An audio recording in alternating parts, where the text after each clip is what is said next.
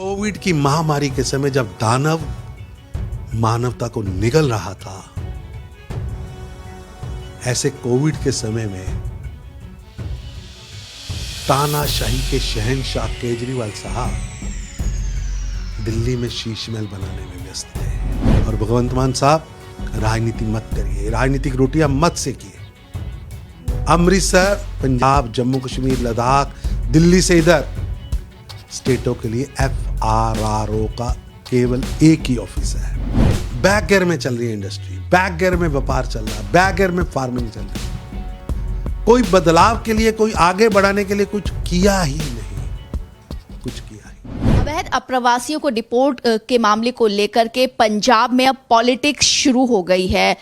बात करने के लिए हमारे साथ बीजेपी के राष्ट्रीय महासचिव तरुण चुग जी है। तरुण जी, जो ये अप्रवासी अवैध तरीके से जो बाहर गए थे, अब उसको लेकर के जो पंजाब में उनको लेकर के वापस आ रहा है विमान, उस पंजाब के मुख्यमंत्री भगवंत मान ने उस पर अब ये कहा है कि एक पंजाब ऐसी जगह है, धार्मिक जगह है, एक होली। मान इस पर कोरी राजनीति कर रहे, कोरी राजनीति।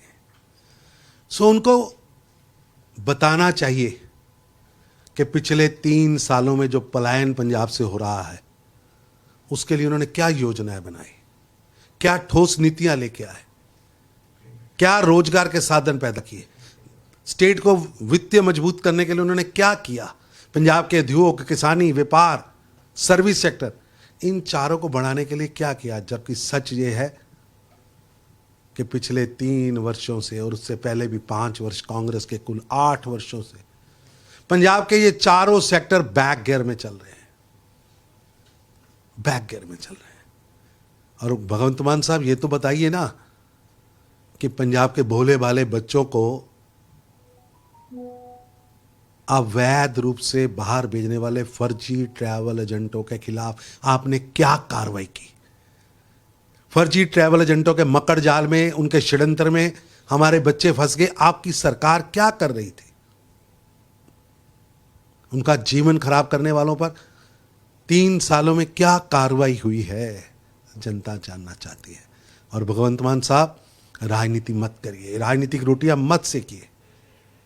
अमृतसर, पंजाब, जम्मू कश्मीर, लद्दाख, दिल्ली से इधर स्टेटों के लिए FRRO का केवल एक ही ऑफिस है।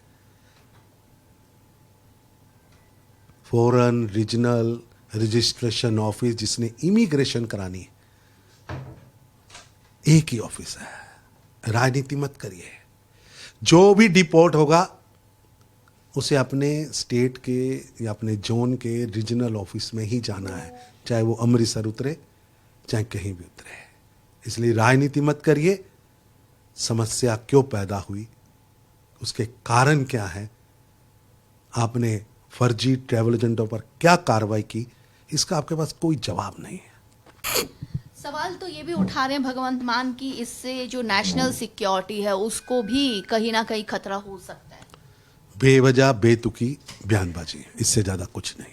इसके अलावा क्या आपको लगता है कि जो पंजाब सरकार अब इस पर राजनीति कर रही है, उसको जो युवक आए हैं उनके लिए रोजगार की बात सोचनी चाहिए, उनको बिल्कुल ठोस नीति बनानी चाहिए थी। वो गए क्यों? गई इसीलिए कि सरकार ने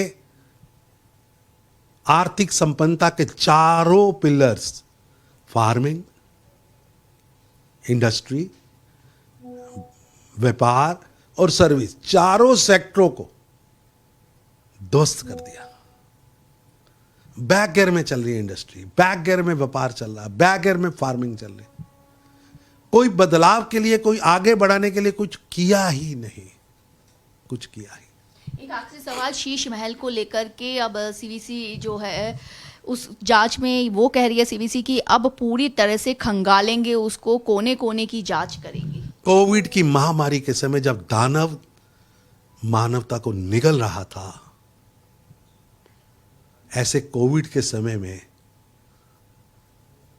तानाशाही के शहंशाह केजरीवाल साहब दिल्ली में शीश महल बनाने में व्यस्त थे। 170 करोड़ रुपया शीश महल पर लगा दिया, कई मकान ढा दिए, कई फ्लैट ढा दिए और पूरी लूट मचाई है। अब दूध का दूध पानी का पानी होना चाहिए।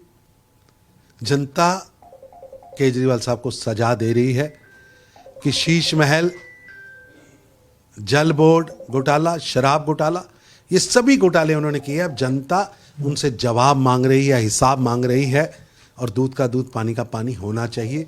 सब चीजें सामने आनी चाहिए। भारत एक्सप्रेस से बात करने के लिए शुक्रिया। भारत एक्सप्रेस के लिए कैमरामैन पवन शर्मा के साथ कोमल शर्मा।